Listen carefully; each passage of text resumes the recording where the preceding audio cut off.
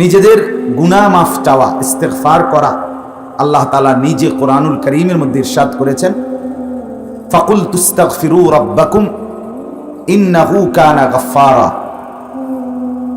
আল্লাহ তাআলা বলেন নূহ আলাইহিস সালামের জবানে, ইস্তাগফিরু রাব্বাকুম, তোমরা সকলেই তোমাদের রব, তোমাদের পালনকর্তা আল্লাহ তাআলার নিকট ইস্তিগফার করো, ক্ষমা প্রার্থনা করো। ইন্নাহু কানা গাফফারা, নিশ্চয়ই তিনিই হচ্ছেন ভীষণ ক্ষমাশীল। মাফ করলে তিনিই করবেন, আর কেউ না। এবং তিনি ফিরাইয়া দেন না তেমন, মাফই করে দেন খুব বেশি। কাজে একে তো মাফ চাইতেও হবে তারই কাছে, আর মাফ পাওয়ার সম্ভাবনাও খুব বেশি। তো আল্লাহ তাআলা বলেন, যখন বান্দা ইমানদার ইস্তেগফার করবে আল্লাহ তাআলার কাছে, ক্ষমা প্রার্থনা করবে, ইস্তেগফারের দুনিয়াবি প্রথম পুরস্কার, দুনিয়াবি প্রথম লাভ, ইউরসিলিস সামাআ আলাইকুম মিদরারা।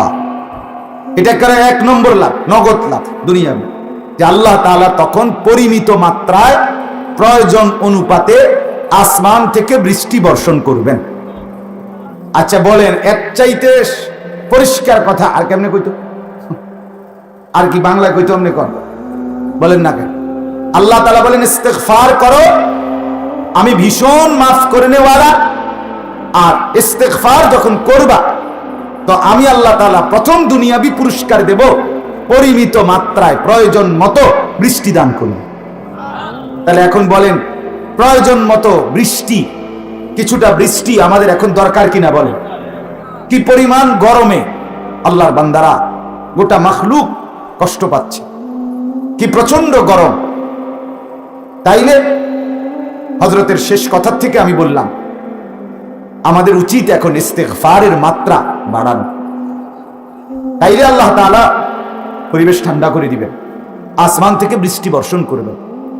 নবী সাল্লাল্লাহু আলাইহি ওয়াসাল্লাম হাদিসের মধ্যে বলেছেন যে, ওয়াল্লাহি, আল্লাহর কসম, নবীজি নিজে বলেন, আস্তাগফিরুল্লাহ ফি কুল্লি ইয়াউমিন আকসারা মিন 70। আল্লাহর কসম, আমি প্রতিদিন আল্লাহ তাআলার নিকট 70 বারের চাইতেও বেশি ইস্তেগফার করে থাকি। কোথাও আছে মিআতা মাররা, 100 বার আমি আল্লাহ তাআলার কাছে প্রতিদিন ইস্তেগফার করি। অথচ তার একটা গুনাহ নাই, কোনো গুনাহ নাই।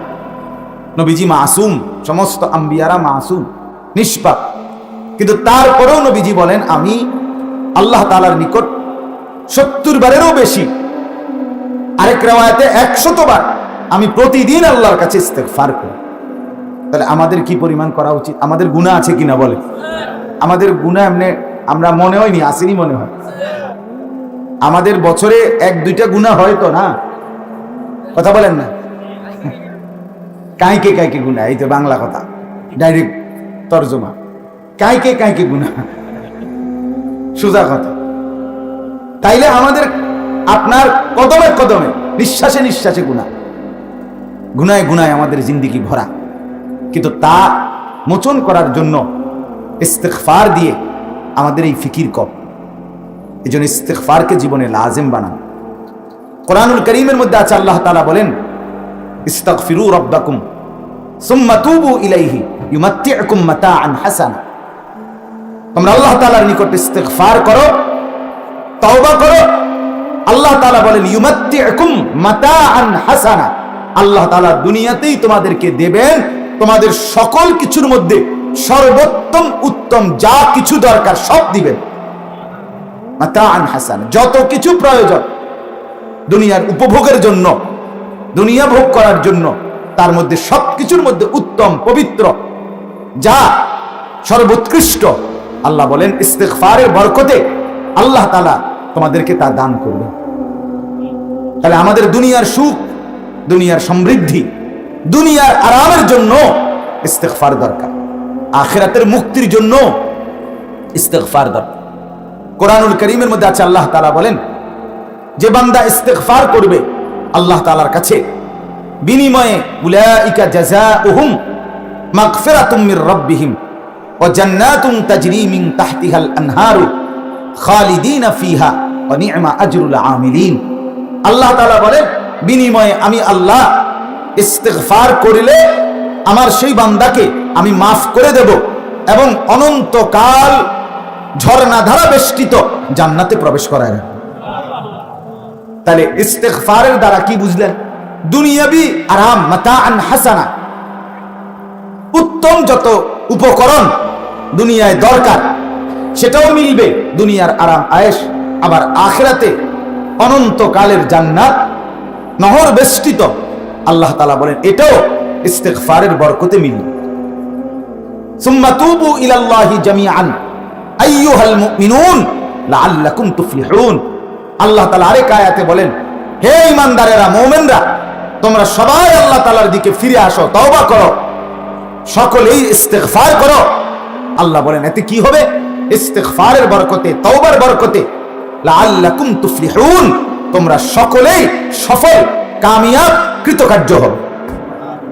তাহলে ইস্তিগফার আমার কামিয়াবির চাবিকাঠি, সফলতার চাবিকাঠি। ইস্তিগফার আমার অনন্তকালের জান্নাত প্রাপ্তি। ইস্তিগফার দুনিয়ার আমার আরাম আয়েশ, সুখের যত উপকরণ তা মিলবে, তা পাবার মাধ্যম ইস্তিগফার। ইস্তিগফার কোরআনুল কারীমে আরো আছে। আল্লাহ তাআলা বলেন, ওমা কানা আল্লাহু মুআযযিবাহুম ওয়া হুম ইস্তাগফিরুন। আল্লাহ তাআলা নবীকে ওয়াদা দিয়েছে, বন্ধু আপনার বান্দারা যতক্ষণ পর্যন্ত ইস্তিগফার করতে থাকবে, আমি ওয়াদা দিলাম আমি আপনার বান্দাদের উপরে চূড়ান্ত আযাব দেব না, আযাব দেব না, চূড়ান্ত আযাব দিয়ে ধ্বংস নিঃশেষ করব। তাহলে ইস্তিগফার আমার দুনিয়াবি সমস্ত আযাব গজব থেকে বাঁচার মাধ্যম ইস্তিগফার। তাহলে কত কিছুর উপকার, সুখের যত উপকরণ তাও মিলবে ইস্তিগফারের মাধ্যমে। আপদ মুসিবত আযাব গজব থেকে দুনিয়ায় বাঁচবে ইস্তিগফারের বরকতে। অনন্তকালের ঝর্ণা ধারা বেষ্টিত জান্নাত তাও মিলবে ইস্তিগফারের বরকতে। সফলতা, কামিয়াবি, কৃতকার্য মিলবে ইস্তিগফারের বরকতে। এজন্য আল্লাহ নবী সাল্লাল্লাহু আলাইহি ওয়াসাল্লাম হাদিসে বলেছেন, যে ব্যক্তি ইস্তিগফারকে লাজিম বানায় নেয়, সব সময় ইস্তিগফারকে নিয়মিত করে, গুনাহ মাফ চায়, আস্তাগফিরুল্লাহ পড়ে, বেশি বেশি বেশি বেশি বেশি বেশি, আল্লাহ তাআলা তাকে প্রত্যেক সংকীর্ণ অবস্থায় আল্লাহ তাআলা তার জিন্দেগি প্রশস্ত করে দেন। প্রত্যেক পেরেশানি আল্লাহ তার দূর করে দেন। জাআলাল্লাহু মিন কুল্লি দাইকিন মাখরাজা ওয়া মিন কুল্লি হাম্মিন ফারজা ওয়া রাযাকাহু মিন হাইসু লা ইয়াহতাসিব। এবং নবীজি বলেন, আল্লাহ তাআলা তাকে কল্পনাতীত, সে ভাবেও নাই এমন জায়গা থেকে আল্লাহ তাআলা তাকে রিজিক দান করেন। মান লাজিমাল ইস্তিগফার, যে ইস্তিগফারকে লাজিম বানায়। এজন্য আমার বাপ, বহু ফায়দা, বহুত উপকার, বহুত উপকার, বহুত উপকার। জীবনে ইস্তিগফারকে নিজের সঙ্গী বানান। আস্তাগফিরুল্লাহ, আস্তাগফিরুল্লাহ বলেন, আস্তাগফিরুল্লাহ, আস্তাগফিরুল্লাহ, আস্তাগফিরুল্লাহ। এই মনোজনে এইটাও কইতে পারে না অনেকের, এমন শক্ত ফাত্তর তে বেটা এটাও কয়। বলেন না কেন মিয়া? আস্তাগফিরুল্লাহ, আস্তাগফিরুল্লাহ, আস্তাগফিরুল্লাহ, আস্তাগফিরুল্লাহ, আস্তাগফিরুল্লাহ ওয়া আতুবু ইলাইহি, ওয়া আতুবু ইলাইহি, ওয়া আতুবু ইলাইহি, ওয়া আতুবু ইলাইহি। এতটুকুই পড়ে, আস্তাগফিরুল্লাহ ওয়া আতুবু ইলাইহি, আস্তাগফিরুল্লাহ ওয়া আতুবু ইলাইহি, আস্তাগফিরুল্লাহ ওয়া আতুবু ইলাইহি, আস্তাগফিরুল্লাহাল্লাযী লা ইলাহা ইল্লা হুয়াল হাইয়ুল কাইয়্যুম ওয়া আতুবু ইলাইহি, আস্তাগফিরুল্লাহাল্লাযী লা ইলাহা ইল্লা হুয়াল হাইয়ুল কাইয়্যুম ওয়া আতুবু ইলাইহি। কোরআনুল কারীমের মধ্যে আল্লাহ তাআলা নবীকে আদেশ করছেন, ওয়াকুর রাব্বিগফির ওয়ারহাম। বন্ধু আপনি বলেন, রব্বিগফির, আল্লাহ আমাকে মাফ করে দেন, ওয়ারহাম, আল্লাহ আপনি আমাকে দয়া করেন। ওয়া আনতা খায়রুর রাহিমিন, আপনি হচ্ছেন সর্বোচ্চ রহমকারী, দয়াকারী। এক ইঞ্চি গাছের পাতা, আজ গোটা আমরা একটা মানুষ কারো পক্ষে ক্ষমতা নাই একটা গাছের পাতা নাড়ানো। ঠিক দেখেন, ওই দেখেন পাতা যেমনি আছে দাঁড়ায় আছে, যেন অপেক্ষায় আছে মালিকের ফয়সালার জন্য, অপেক্ষায় আছে। আল্লাহ তাআলা যতক্ষণ না বলবেন ততক্ষণ এই পাতা নড়বে না, এই গরম কমবে না। নবী সাল্লাল্লাহু আলাইহি ওয়াসাল্লাম বলেন, ইন্না শিদ্দাতাল হাররি মিন ফাইহি জাহান্নাম, প্রচন্ড তীব্র গরম, আল্লাহর নবী বলেন এটা জাহান্নামের নিঃশ্বাস। এই যে নিঃশ্বাস, জাহান্নামের গরম নিঃশ্বাস। আল্লাহর নবী সাল্লাল্লাহু আলাইহি ওয়াসাল্লাম বলেন, ফাআবরিদহা বিসসালাহ, আমার উম্মত এই প্রচন্ড তীব্র গরম এটাকে ঠান্ডা বানাও নামাজের মাধ্যমে। সেজদা করো, সেজদা করো, আল্লাহকে ডাকো। দুর্ভাগা এক জাতি রাতে ঘুমায় না, সারা দিন বলে রাতে ঘুমাইছি না, কারেন্ট ছিল না, প্রচন্ড গরম, কিন্তু নাফরমান জাতির একবারও মনে হয় না যে এরপরেও আল্লাহর কাছে ফজরের নামাজের সেজদা দিয়ে একবার চাই যে আল্লাহ আপনি রহমতের বৃষ্টি দান করেন। না, এত ডাকায় এত পাথর মুসলমান নড়বে না, চলবে না, আল্লাহর সাথে দুশ্মনী রাখবে যে মালিক তুমি বৃষ্টি দাও, তুফান দাও, আর ঝড় দাও, জলোচ্ছ্বাস দাও, তীব্র গরম দাও, তোমার সেজদা করতাম না। এই হলো মুসলমানের পাষাণ দিলগুলোর সিদ্ধান্ত। হায় হায় হায় হায়, আমি আজকেও মসজিদে বলছি যে হায়, মুসলমান এত শক্ত কেমনে হয়ে গেল, মুসলমান এত পাথর কেমনে হয়ে গেল, মুসলমান এত শক্ত কেমনে হয়ে গেল। আমার বাপ বলেন এত ডাকাত মানুষ কেমনে হয়ে গেল। হায় হায় হায় হায়, এতটা গরম, এতটা তীব্র গরমে কষ্ট হচ্ছে, ঘুম আসতেছে না গরমের প্রচন্ডতা, তারপরেও একটাবার আল্লাহকে ডাকার প্রয়োজনীয়তা মনে করছে না। আর কি করলে আল্লাহকে সেজদা করবে, আর কি করলে সেজদা, কোনো কিছুতেই মাদেরকে, বোনদেরকে, নারীদেরকে, ছেলেদেরকে বোঝানো যায়। ঘাম প্রয়োজনে ঝরছে, কিন্তু মোবাইলে উলঙ্গ ছবি দেখতেছে, মোবাইল টিপতেছে। হায় হায় হায়,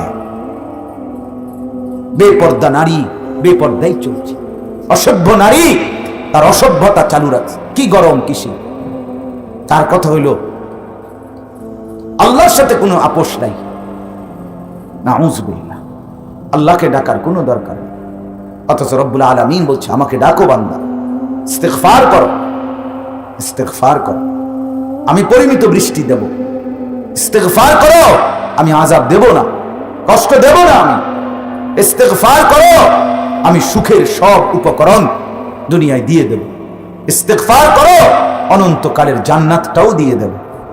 ইস্তিগফার করো, আমি আল্লাহ তাআলা কামিয়াবি দেব, কামিয়াবি দেব, সফলতা দেব। এজন্য বাপ, এই আমরা যারা বসছেন, যে কয়জন শুনছেন, যে যুবক ভাই, মুরব্বী, পর্দার আড়ালের যেই মারা বোনেরা, আল্লাহর ওয়াস্তে আল্লাহকে ডাকার মাত্রা আরেকটু বাড়ান, আল্লাহকে সেজদা করেন, দিলকে এত শক্ত বানায়েন না। মুসলমান এত পাষাণ হওয়ার কথা ছিল না বাস, এত শক্ত হওয়ার কথা ছিল না। মুসলমানের মা বোন, মুসলমানের নারী এতটা পাষাণ হওয়ার, নারীর দিল তো এমনিতেই নরম থাকার কথা। নারীর মা আর বোন তাদের তো চোখ দিয়ে এমনি পানি আসার কথা। মুসলমানের মা মেয়েরা তো দিল নরম থাকার কথা ছিল, কিন্তু আফসোসের ব্যাপার হলো কি গরম, কি শীত, কি রোদ, কি বৃষ্টি, বেহায়া নারীর বেপরদিগি আর বেহায়াপনার অসভ্যতা মোটেই কমছে না, মোটেই কমছে না। গ্রামকে গ্রাম, দেশকে দেশ, এলাকাকে এলাকা মহিলাদের বেপরদিগি আর অসভ্যতা, নাফরমানি দেখলে মনে হয় যেন মহিলারা এটা সিদ্ধান্ত নিছে আর বেশি দিন বাঁচতাম না, শেষ জেদ্দুর ফারি দেখাইয়া যায় মানুষের। বেহায়া হয়, যে মনে হয় যেন তারা বুঝ করে নিছে যে এই লক্ষণ দেয়া যার মনে বেশি দিন বাঁচতাম না, জেদ্দুর ফারি দেখাইয়া যায়। ছি ছি ছি ছি ছি ছি, আল্লাহ আপনি মাফ করে দেন। মা বোনদের কলিজায় বুঝ দরকার। মা বোনদের বেপরদিগি বহুতই মুসিবতের কারণ হয়ে দাঁড়াইছে। আল্লাহ তাআলার আযাব আসতেছে বারবার বারবার বারবার। আবহাওয়া তীব্র হয়ে যাওয়া, এটা আমাদের জন্য আযাব। এতটা গরম, এতটা প্রচন্ড গরম আমাদের বাংলাদেশের আবহাওয়ার সাথে ইতিপূর্বে আগে পরিচিত ছিল না। আমাদের বাংলাদেশে এতটা তীব্র গরমের আবহাওয়া ছিল না, কিন্তু আজ আমাদের গুনার মাত্রা বেশি। আমাদের গুনার আগুন ঘরকে ঘর জ্বলছে, পরিবারকে পরিবার জ্বলছে। কত মানুষের আহাজারি কান্না, নিজের স্ত্রী বেহায়া বেপর্দা, মেয়ে বেহায়া বেপর্দা, হায় হায় হায় হায় হায় হায়। স্বামী বেচারা বাহিরে কর্ম করছে, রক্ত পানি করে টাকা রোজগার করে, মাথার ঘাম পায়ে ফেলে রোজগার করে এই বিবির জন্য, এই ছেলে মেয়েদের জন্য। সেই বিবি আপন স্বামীকে ফেলে পর পুরুষের সাথে সম্পর্ক করে। হায় হায়, এর চাইতে দুঃখের কথা, জুলুমের কথা আর কি হইতে পারে? এর চাইতে বড় বেইনসাফি আর কি হইতে পারে? এজন্য অনুরোধ আমার, নিজের বিবিকে, নিজের মাকে, নিজের বোনকে, নিজের মেয়েকে দ্বীনের প্রতি আরো উৎসাহিত করা দরকার। আল্লাহর বিধান মানার জন্য আরো বেশি জোরালো চেষ্টা করা দরকার। সামান্য বলার দ্বারা হবে না। আমার শায়েখ, আমার ঢালকানগর হযরত আরিফ বিল্লাহ হযরত মাওলানা শাহ আব্দুল মতিন বিন হুসাইন দামাত বারাকাতুহুমুল আলিয়া গতকাল বৃহস্পতিবার রাতে ঢালকানগর হযরতের খানকার ইসলাহি মাজলিস ছিল, মাসিক, প্রতি মাসের দ্বিতীয় বৃহস্পতিবার। আমি ছিলাম সেখানে, পুরা বয়ান হযরতের শুনছি। তো হযরত গতকালকে রাত্রে বলতেছেন যে ভাই, বর্তমানে এক জামানা আমরা এমন আছি, প্রতিটা গুনাহ থেকে বাঁচার জন্য আগের চাইতে অনেক বেশি যুদ্ধ, কষ্ট, মুজাহাদা করতে হবে। এক নজরের গুনাহ থেকে বাঁচার জন্য ভিন নারী দেখা, নারীর ছবি দেখা, নারীর দৃশ্য দেখা, উলঙ্গ নাচ গান, জিনা, ব্যভিচার, বেপর্দা নারীকে দেখা, এই গুনাহ থেকে বাঁচার জন্য মামুলি চেষ্টা যথেষ্ট না। আজ চতুর্দিকের ঘর বাহির আঙ্গিনা, বাজার হাট ঘাট সর্বত্র বেপর্দা নারী, বেহায়া নারীর পদচারণা।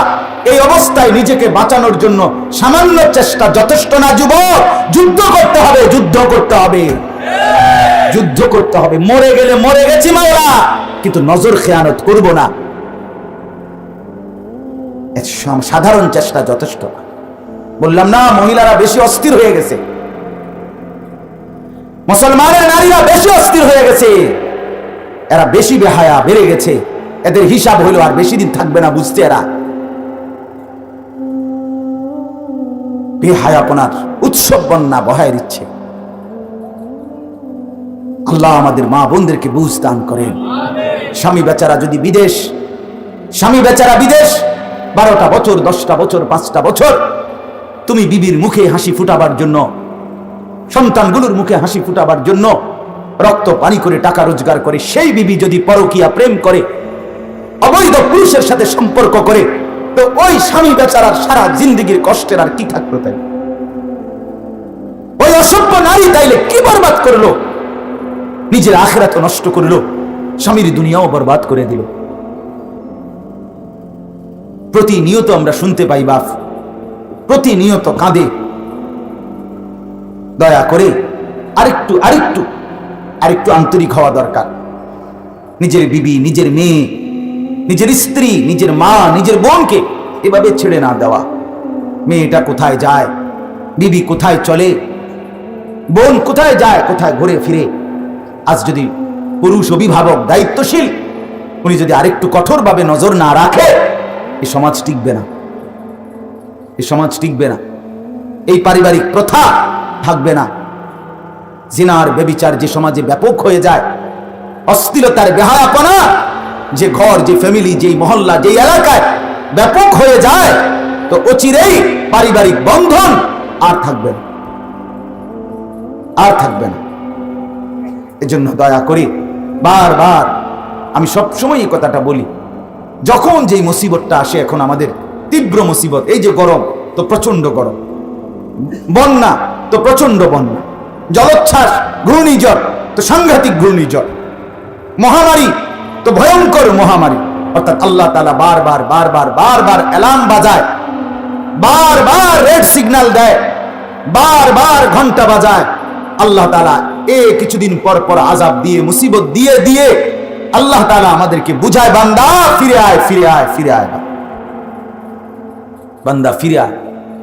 যাহারাল ফাসাদু ফিল বাররি ওয়াল বাহর বিমা কাসাবাত আইদিন নাস লিইযীকাহুম বা'দাল্লাযী আমিলু লাআল্লাহুম ইয়ারজিউন। আল্লাহ তাআলা বলে, বান্দা আমি চাই তুমি ফিরে আসো, লাআল্লাহুম ইয়ারজিউন। আল্লাহর আযাব দেখে, মুসিবত দেখে বান্দা যেন ফিরে আসে। আমিও ঘরে গিয়া দেখি, আমার ঘরেও ফ্যান চলে ঠিক, আমার ছোট মেয়েটা সারাটা রাত ছটফট করে, সারা রাত ছটফট করে গরমে, তীব্র গরম, সারাক্ষণ ছটফট করে। তাহলে এটা কি আমাদের জন্য আযাব না? বলেন না, এটা আমাদের জন্য মুসিবত কিনা বলেন? তো সেই মুসিবতের জন্য, এই পেরেশানির হালাতে আমাদের করণীয় কি? আল্লাহ তাআলার কাছে ইস্তিগফার করা। ইদা হাযাবাহু আমরুন ফাযাআ ইলা সালাত। হাদিসে আছে, সাহাবায়ে কেরাম বলেন, নবীজি যখনই পেরেশান হতেন সাথে সাথে তিনি নামাজের জন্য ছুটতেন, নামাজে দাঁড়িয়ে যেতেন। আল্লাহ নবী সাল্লাল্লাহু আলাইহি সাল্লাম আল্লাহ তাআলার কাছে পেরেশানি থেকে মুক্তির জন্য নামাজে দাঁড়াইতেন। কই আমাদের নামাজের ফিকির কোথায়? বললাম না, গরমে শার্ট টানতেছে, গেঞ্জি এরকম করতেছে, ঘাম মুছতেছে, আপনার গামছা দিয়া মুখ মুছতেছে, টিস্যু দিয়া মুখ মুছতেছে, সবই ঠিক আছে। ভাই গরম, কইেন না গরম, গরম একের শেষ করে লাইলো, এবারের গরম, এতগুলো কথা বলতেছে, কিন্তু একটা বার নাফরমান আল্লাহকে ডাকছে না। আরে বেটা, তুই আল্লাহকে না ডাকবা, মনিবকে না ডাক, আল্লাহকে বলো, আল্লাহ আপনি ঠান্ডা করে দেন, আপনি ঠান্ডা। এবছর ইতিকাফের সময় শেষ দশকে প্রচন্ড গরম ছিল, শেষ দিকে, রমজানের লাস্টের দিকে। আমার শায়েখ আরিফ বিল্লাহ হাকিমুন নফস আল্লামা মুফতি মুশতাকুন নবী কাসিমি হযরত দামাত বারাকাতুহুমের সাথে ওনার মাদ্রাসা কুমিল্লা কুটবাড়ি সুধন্যপুর মাদ্রাসায় আমরা ইতিকাফ করছি। 1014 জন মোট এক মসজিদে ইতিকাফ করছি। বুঝছেন, শুনছেন? 1014 জন, 5 তলা মসজিদে, একেবারে সিঁড়ির তলেও মানুষ ঘুমাইছে। সিঁড়ির তলে যে কত জায়গা আছে না, ওইটা তো 5-6 জন ঘুমাইছে। তাইলে বাকি মসজিদ তাহলে খালি ছিল। কথা বলেন না? এই পরিমাণ, মানে মাইপা জায়গা দিছে, এই একটু করে করে। এরপরে অতিরিক্ত মেহমান তো ছিলই, যারা আপনার এমনি আসা যাওয়া করছে। এদের গরম প্রচন্ড, আবহাওয়ারও প্রচন্ড গরম ছিল। এই তীব্র গরম, প্রচন্ড গরমে সবাই আমরা বারবার গরমে কষ্ট হচ্ছে। কিন্তু ঠিক দেখা গেছে, যেদিন সন্ধ্যা, রমজান শেষ হইছে, সন্ধ্যা হইল, সূর্য ডুবলো, ইফতার হইল, নামাজে আমরা দাঁড়ালাম বা দাঁড়াবো, ঠিক এই সময় আল্লাহ তাআলার দয়ায় বাতাস ছুটছে। 1 মিনিটের বাতাসে পুরা গরম ঠান্ডা হয়ে কলিজা, হৃদয় সিক্ত হয়ে গেছে। এবং বৃষ্টির কারণে এবার আর সাথীরা বাড়ির যাইতেই কষ্ট হয়েছে। মালিক চাইলে কি করতে পারে? আল্লাহর দেওয়া এই, এখনো মনে করেন এত ফ্যান, এত কিছু চলতেছে, কোনো কিছুতেই গরম কম মনে হচ্ছে না। কিন্তু ঠিকই আল্লাহ তাআলার দেওয়া 1 ফোঁটা বাতাস, 2-4 মিনিটের বাতাস যদি বয়, দেখা যাবে সবার দিল ঠান্ডা হয়ে যাবে, সবার দেহ ঠান্ডা হয়ে যাবে। তাহলে আমরা একমাত্র আল্লাহ তাআলার দয়ার মুখাপেক্ষী। কাজে আল্লাহকে না ডাকলে, আল্লাহর কাছে না চাইলে তিনি দেবে কেন? এজন্য ইনশাআল্লাহ আমি হুজুরের কথার কারণে এতগুলো কথা বললাম। মেহেরবানি করে আমরা প্রত্যেকে আজকের থেকে নিজেদের জিন্দেগির গুনাহ মাফ করে, ইস্তিগফার বেশি বেশি করে আল্লাহর রহমত ভিক্ষা করব। বলেন ইনশাআল্লাহ? সবাই রাজি তো? ইনশাআল্লাহ। নামাজের ফিকির করেন, নামাজের ফিকির করেন। বাপ নামাজ সবাই পড়ে, 5 ওয়াক্ত নামাজ পড়ে, আল্লাহকে বারবার বলেন, মাওলা আমি নাফরমান, আমি গুনাহগার, আমারে মাফ করে দেন। আমার গুনার কারণে আল্লাহ আপনার বান্দারা কষ্ট পাইতেছে, আপনার মাখলুক কষ্ট পাচ্ছে। এই গরমে আল্লাহর বহু সৃষ্টি প্রাণীরা, তারাও গরমে কষ্ট পাচ্ছে, অথচ তাদের কোনো গুনাহ নাই। গুনাহ একমাত্র বনি আদমের, নাফরমানি আমাদের গুনার কারণে আল্লাহর বাকি মাখলুকগুলো, সৃষ্টিগুলো কষ্ট পাইতেছে। এই জন্য আমরা প্রত্যেকেই নিজেরা, যাকে আল্লাহ বিবেক দিছে, যাকে আল্লাহ তাআলা দিল দিয়েছে, একটু অনুভূতি দিয়েছে, আমার প্রত্যেকের কাছে অনুরোধ, আমরা প্রত্যেকেই ইস্তিগফার, আল্লাহর কাছে ক্ষমা প্রার্থনা, আল্লাহ তাআলার বন্দেগী, ইবাদত, নামাজ পরিপূর্ণভাবে আদায় করার চেষ্টা করব ইনশাআল্লাহ। বলেন ইনশাআল্লাহ। গুনাহ ছেড়ে দেই বাপ, নাফরমানি ছেড়ে দেই, ফিকির করি প্রতিটা মুহূর্তে, প্রতি সেকেন্ডে যে যা গুনাহ করছি, দয়া করে একথা ভাবেন যে আল্লাহ তাআলা এক সেকেন্ড আমাদের থেকে গাফেল না। আল্লাহ তাআলা আমাদের প্রত্যেকটা পাপ, প্রত্যেকটা নাফরমানি, প্রত্যেকটা জুলুম আল্লাহ তাআলা দেখছেন। আল্লাহ তাআলার আড়ালে, আল্লাহ তাআলার থেকে লুকিয়ে কিছুই করা সম্ভব। হায় যুবক, মুসলমানের নওজওয়ান মাকে ফাঁকি দিয়ে ছবি দেখে, মোবাইলের উলঙ্গ ছবি দেখে, নাচ গান দেখে, মাকে ফাঁকি দেয়, মা দেখলে বকা দিবে, বাবাকে ফাঁকি দিয়ে দেখে, বন্ধুদেরকে ফাঁকি দেয়, কত মানুষকে ফাঁকি দিয়ে গোপনে আড়ালে লুকিয়ে আল্লাহর নাফরমানি করে। কিন্তু একবারও ভাবে না, আরে বেটা তুই যাদেরকে লুকাচ্ছ তারা সবার থেকে আড়াল করা সম্ভব, কিন্তু আল্লাহ থেকে তুমি নিজেকে আড়াল করবা কিভাবে? বলেন না সম্ভব? কথা বলেন না সম্ভব? কেউ বুঝলো না হারামের টাকা, সুদের টাকা, ধোঁকা, প্রতারণার টাকা পুলিশে টের পায় নাই, র্যাবে টের পায় নাই, কাস্টমার নিজেও টের পায় নাই। আপনি হারাম ধোঁকা দিয়ে কামাই করিলেন, পকেটে ঢুকাইয়া নিলেন, কেউ টের পাইছে না ডানে বামে। আপনি নিজেকে বড় চালাক মনে করিলেন, বুদ্ধিমান মনে করিলেন। না রে বাপ, আল্লাহর কসম, একজন কিন্তু পুরাপুরি দেখছেন।